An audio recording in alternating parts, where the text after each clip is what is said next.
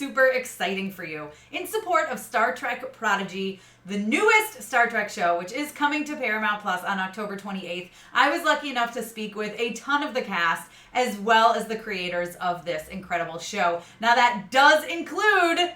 It includes Kate Mulgrew, who is reprising her role as Captain Janeway in this series. And let me tell you, she is a Star Trek legend, and she is amazing. I loved speaking with her. She's such an incredible human being. So I hope you enjoy these interviews. And if this is your first time here, I'd love it if you take 1 second and hit that subscribe button. Go ahead and hit that notification bell so you don't miss out on more celebrity interviews, trailer reactions, and movie and series reviews. Hey, Tessa from Mama's Geeky here. Thank you so much for stopping by my YouTube channel. Hi, Kate. Thanks for taking the time today. I'm delighted. Oh, thank you so much. I've got to know, what was it like? Like, was it a no-brainer when they called and said, hey, you want to reprise your role and be part of this show? No, it wasn't actually a no-brainer. I gave it some real consideration over quite a long period of time. But I was so enamored of Alex Kurtzman's approach and of his intelligence that I didn't consider too long. The reality is nobody else could voice it but me in order to make it an honest success. And I think people will respond to the fact that it is Mulgrew's voice in the embodiment of Janeway. But I'm thrilled that he asked me, and I'm thrilled to be doing it. It's really been quite a happy and satisfying experience. Hi, Kate. Thank you so much for taking the time out on a Sunday. Very much appreciated. Thank you. So I just wanted to ask, what do you hope that viewers take away from this show? I mean, it's a pretty unique concept, animated Star Trek show. What do you hope that viewers will walk away thinking about? Hope, the beauty of collaboration, and the gorgeous promise of imagination, which is something that we lose, I think, sometimes as we get older. But kids have an abundance. So if it captures their collective imagination, which I'm going to guess it will, I think that there could be an entirely new philosophical approach to Star Trek through the eyes of 5, 6, 7-year-olds. Something to see. Hey, Kate, how are you? I'm good, Ian. How are you? Doing well. Thanks for doing this. We all appreciate it. Of course. So my question is, give us a sense of how Janeway will interact with this crew. Will she be a hologram where they can interact with her and you with them? Or is she kind of pre-programmed and they're getting information out of her? No, I mean, the beauty of the role is that of course she is pre-programmed. She's a hologram, but you don't guess that, and it doesn't smack of that at all. The kids will not get that at all. Right. The collaboration, the interplay is very immediate, very palpable, very visceral. With her strong suit being humor, which is, as we all know, the one way to get a kid's attention, right? So Janeway can really level with them in a way that makes them stop and sort of smile or not. Her sort of innate command can be a little threatening to somebody like Dal, but when he listens, he grows and advances almost immediately. And kids will too. I mean, that's what I think is going to happen here. It's going to be one of those very fast developing things, a wonderful story for kids to want to watch and continue to watch. I wanted to know, did you ever in your wildest dreams think that you would be reprising your role? Like, did you ever think in the future, like, oh, this is what's going to happen? Or had you wanted it? Let me tell you something, madam. From the moment I stepped onto that bridge 25 years ago or something, I knew that anything was possible. And it has been. I mean, that's truly the legacy of Star Trek. Once you undertake a role like this, the captain of a starship, you're asking for wild and wonderful and sort of phenomenal experiences to befall you. And so they have. It was not a terrific surprise that I was called to voice the character that I created. It was simply a great pleasure. And I thought would have been so disappointing had they given it to just somebody else to imitate me, but they didn't. That's the wisdom of Alex Kurtzman. Smart guy. You're amazing. Nobody could have replaced you ever. So Hey. we're glad to see you back. You were one in a million. Oh, what a lovely thing to say. Thank you. So, Kate, what was it like to sit there and do her voice again? How quickly did she come back to you, or had she never left you? She came almost immediately. Of course, immediately. And no, she has never left, Ian, to answer your question. And you, but more than the other journalists, should know that. You and I have been collaborating for years. It's so deeply imprinted. She resides within, and she never leaves, and she's never far.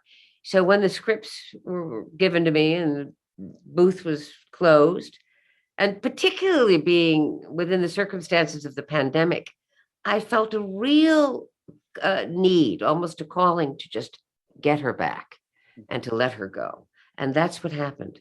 That's what happened. It was wonderful, lovely. I'm curious if there's any ways that you are like Captain Janeway in real life. Of course I am, or they wouldn't have cast me as Janeway to begin with, because the camera does not lie. So you have to have certain commonalities, or it's just not going to work. Strength of character being foremost among them. I have a strong personality. I have a strong will. And the camera reveals that immediately about me. I have a pretty good sense of humor. I have a great intellectual curiosity, and I am essentially unafraid. So you take all of those and you simply enhance them to fit the character.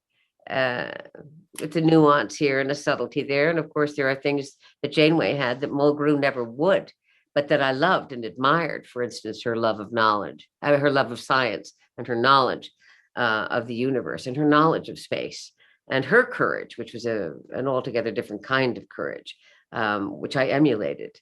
I loved developing her. There's no way to explain this. Ian will know better than the rest of you because we've known each other for so long.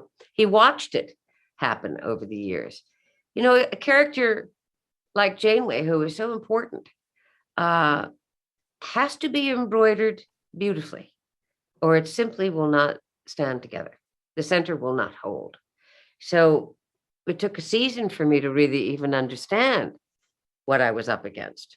And it took two for me to begin to allow that to absorb that. And maybe it took even three before I was absolutely free to walk on that bridge and call it my own. But I've never left it, and I never will. And I was talking to Bill Shatner yesterday, and I said, I can't believe it. You're going into space with Jeff Bezos on Tuesday. How are you feeling? He said, I'm scared, but I'm going. I said, you see, a captain's legacy is a very important thing. God bless him. Well, ma'am, your character is quite a legendary character in just the history of TV, of films, of everything. And I wanted to know, what is your process of getting into character? I know we talked a lot about how you and Captain Janeway are similar, but tell me a little bit more about how you personally got into character, especially with voice acting. Well, voice acting is easier. The toolkit is defined. Do you understand what I mean when I say that? It's in front of you. You open it up and you can choose 5, 6, 10, sometimes even more gifts or talents or skills. But it is limited because you're not moving. You're not you're not inside of another dimension with another character. You're just with a microphone and your imagination. So the skill that is most important in voice acting is the discipline of the imagination. And of course, to match that with the voice, I've looked at a lot of animation and thought, I don't understand what that character is saying. You have to be specific. The diction has to be good. The breath control must be adequate in order to impart, the intention. So it's important that you keep your eye on the ball, but it's again, I go back to, it's not nearly as tough as live action. Kate, you've been associated with Star Trek and with Janeway. It's 26 years and counting now since you shot your first episode. No, can't be. Where is the strange? And where is the strangest or the most interesting place to you where you've been recognized by someone for Star Trek? Oh, Ian, I've been recognized all over the world for this. Where's the oddest place? Where's one where you weren't expecting it? Oh, I wasn't expecting it in a pub in Ireland. Because everybody was smashed for starters. Everybody, or as you'd say, they were all planked. And a man turned in his stool, and next to him was his young 9-year-old son. And he said, "Is it you, Captain Janeway? Would that be you there?" And I said, "Yes." And he said, "I thought as much, madam. Thank you." And turned, went right back to his pint. And I thought the Irish are so dry. That was fun. That was fun. I wanted to know, had you watched Star Trek before coming into this? And do you feel, I'm just going to be blunt, the weight of the world on your shoulders because Star Trek is such a huge deal? Yeah, I hadn't seen much. I'd seen sort of glimpses of reruns that my stepdad had watched. And there is a lot of pressure for me personally, there was. But then when I spoke with the team and I read the script and I learned that these kids are also new to the world. They know nothing about the ship or about the world or the Starfleet or anything like this. And so it took a lot of the pressure off because it was like, oh, I'm just getting into character. I really know nothing like these people. So that's there. That helps a lot. Yeah, I also had very minimal Trek knowledge. I knew pretty much nothing, except like if you said to me as a person socially, like Captain Kirk, I would know what that meant. But I wouldn't know what that meant. So yeah, I feel the same way. I didn't feel any pressure at all because I didn't do any sort of research or watch or anything. I just sort of went in fresh and was just like, well, you know, here's the time to wing it, much like Dal, so I will also piggyback off of that, just getting into character by just jumping into things without thinking about them first, yeah. Same with everyone else. I mean, didn't hear about it at all, and it was confusing at first, but then, like what Ella said, the characters were new to Star Trek too, so the characters and the cast were learning together as we went on. So how do you guys feel that you've grown from this series? What challenged you the most and how did you overcome it? Why did you pick me first? What challenges? Actually, this is strange. I found it really hard to balance the two sides of Gwyn, the vulnerable, softer, more childlike side, and the more terrifying side. I would kind of lean really heavily into one or really heavily into the other. I found it really hard to find the balance. And so oftentimes I would get it wrong and the team would have to find this middle ground really between the two. The end answer, sorry. I think with me, Rok-Tahk is sometimes really high pitched, and then she'll just be middle ground, and then she'll be low pitched. And like, I'd be doing high pitched or low pitched for a long time, and then they're like, do the opposite, and I'm like, And so I think that I had to balance it out, and now I know what to do when I'm in a scenario like that. And now Rok is more middle grounded, and I am changing my voice levels, but not too much, so I still sound the same throughout the episodes. Yeah, Dal is a very fun character to get to play.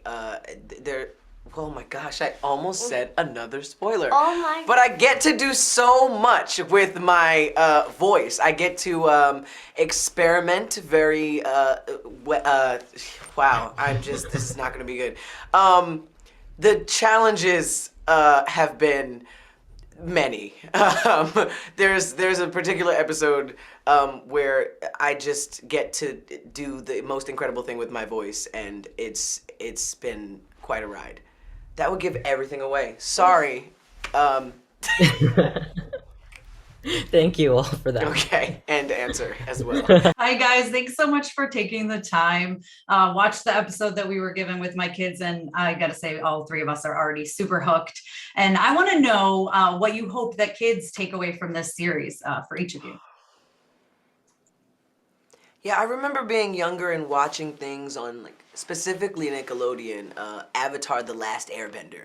And I remember, I know, and I remember just like being young, and I just wanted to be Aang so bad and just sort of be young and enjoy these things, but also feel powerful and connected to sort of my ancestry or history or all the different things that sort of amalgamated into this character. And when I watched Prodigy, we got to see the first episode today at Comic-Con, and when I watched it today, I wanted to be every single character at a specific point. I got to see Rok be this awesome, incredible person and, like, destroy, but also be like, sorry guys, I'm destroying things, which is just so human of her. And I got to see Dal sort of step up to the plate and jump into something, and I got to see Gwyn literally make her veins into a weapon, and who doesn't want to be that cool? So there's something in each and every one of them that I hope kids can really get to see. One, it's okay to be young and have fun and still have that sort of like buoyancy in your personality and feel adventurous. And two, it's okay to lean on your friends and to sort of have your strong suit. And three, it's okay to be proud of the strengths that you have, whether it's brute force or, you know, making your veins into weapons, or just the fact that you are the first person to jump when you need to. So Definitely. I think, personally, whenever I see a movie or like a new TV show, I want to be exactly like that character. Like, for instance, I'm just going to say a really old show here. I really like Hannah Montana. Oh, yes. Definitely. Oh, yes. So as soon as I finished watching it, I wanted to exactly be like, you know, Miley Cyrus. But then I watch another movie and I'm like, wait, I want to be exactly like this person. And I've learned that everyone has the personalities. Like Miley Cyrus, she's a singer. I'm not a singer, but sometimes I'll sing to myself, you know. I don't know, but like, I think that from Star Trek Prodigy, people are gonna learn to work together and to be strong, and if they put their mind to it, that they can do anything, and they just have to work hard to become successful. So I'm talking too much, Amita. Sorry. No, that was gems. That was over great. here from the young generation. Yeah, I think, there's not much I can add apart from you guys kind of smashed it. For me, when I think about I have 3 younger brothers, and if I think about them watching it, what I'd want them to take away from it is that it's like, find your strengths, cultivate the things that you love and the things that you're good at, you know, combine those 2 things. And it doesn't matter how weird or wacky or like unhelpful you think those things are, you will find a way to use them in your life if you nurture them right. And you know, they could be weird talents that work really well for you, right? You don't have to just like go with the grain. You can yes. So let me give you a short question. Finish this sentence without using the word prosper. Live long and blank. Eat food. Who said that? Okay. Eat food, okay. Watch Hannah Montana. Boom. Mic drop. Live long and boogie. Boogie? Yeah, like dance. Haven't heard that one before. I like that. Great. Love it. All right, so this is for Dan. As you were writing the film, I'm sure you grew close to a few characters. And which characters in the series did you find that you resonated with the most? I believe Dal. I really connect with Dal, a guy who is brimming with confidence, but deep down there's crippling insecurities. And especially going into a Star Trek show, I felt like Dal. Good question. Yeah, thank you. Hey guys, thanks for taking the time today. Really enjoyed the first episode that we got to watch. My kids and I are already hooked. So I want to know, like, the importance of having a show that kids are going to love, but parents are going to enjoy too. So can you talk a little bit about that?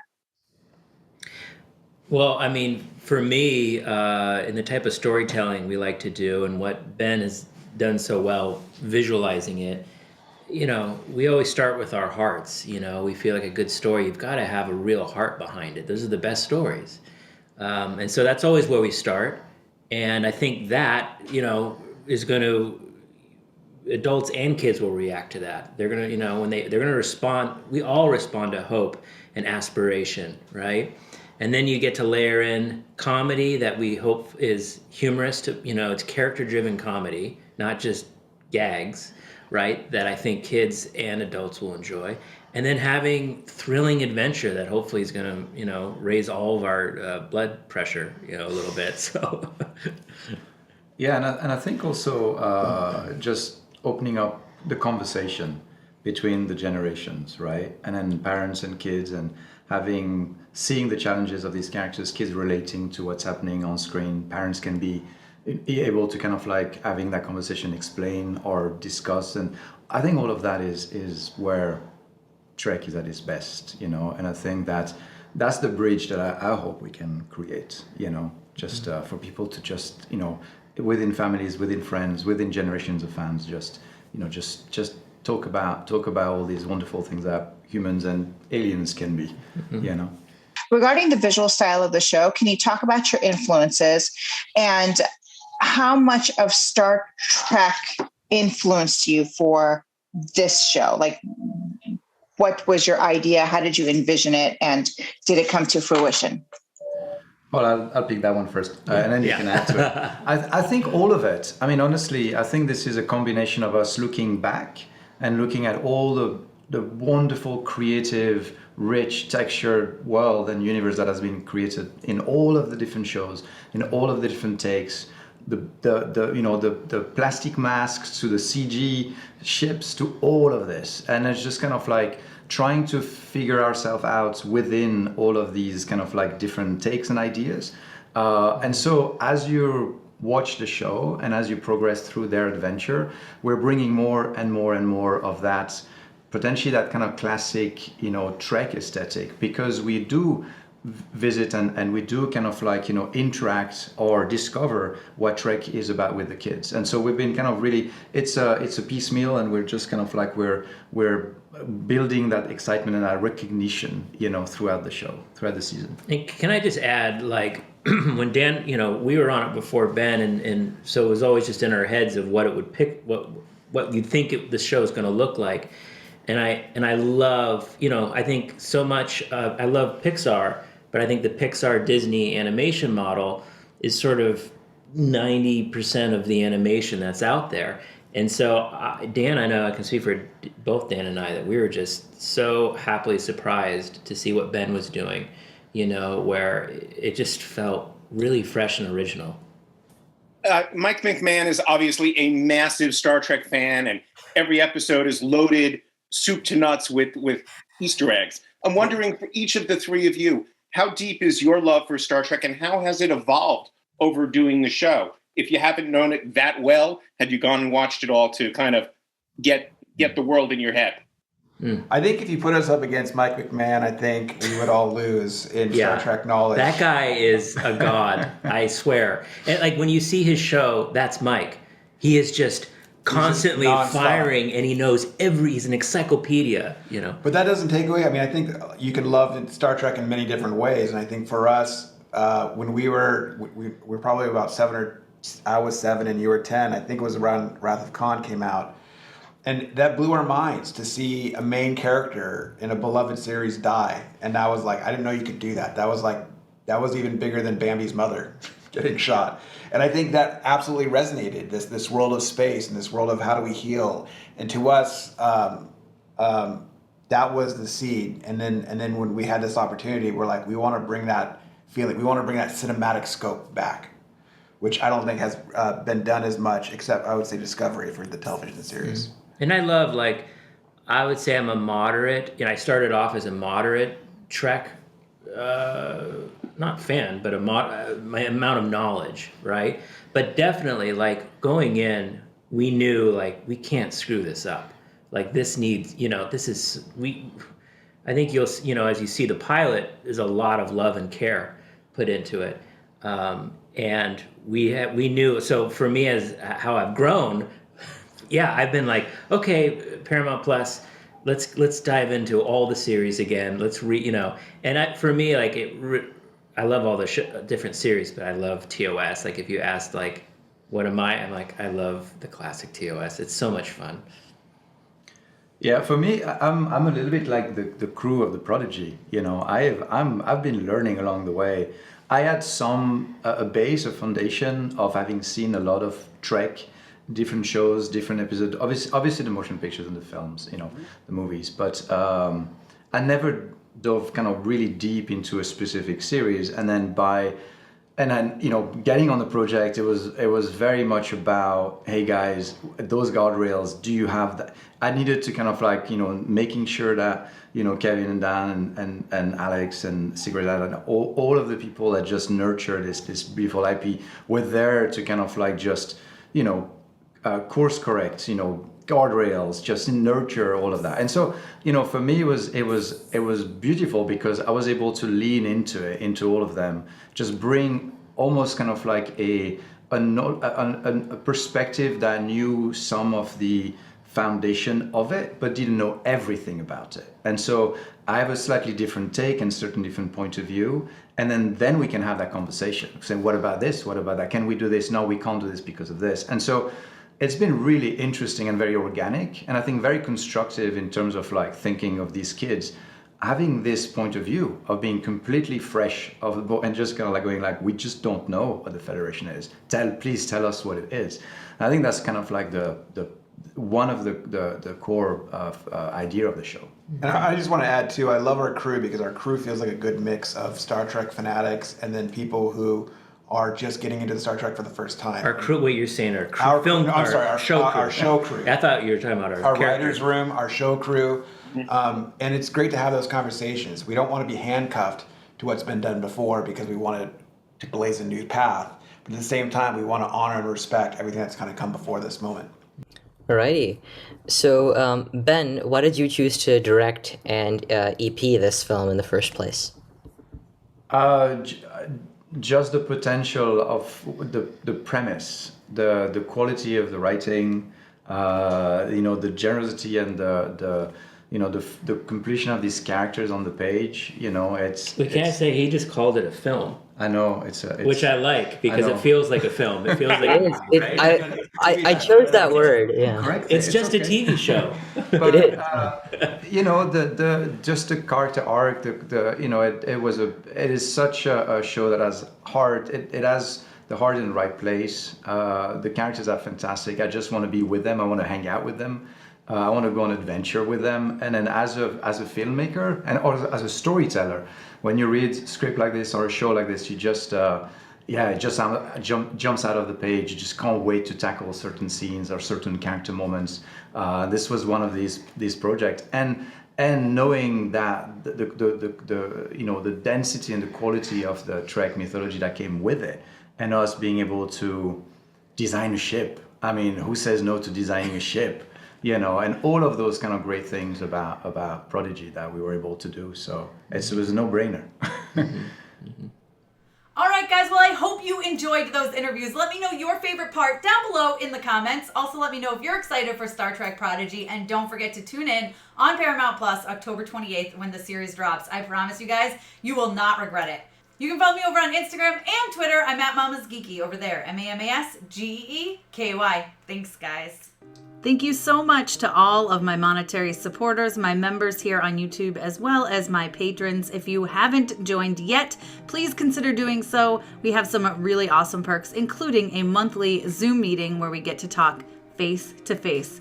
Thank you again to everyone who supports me.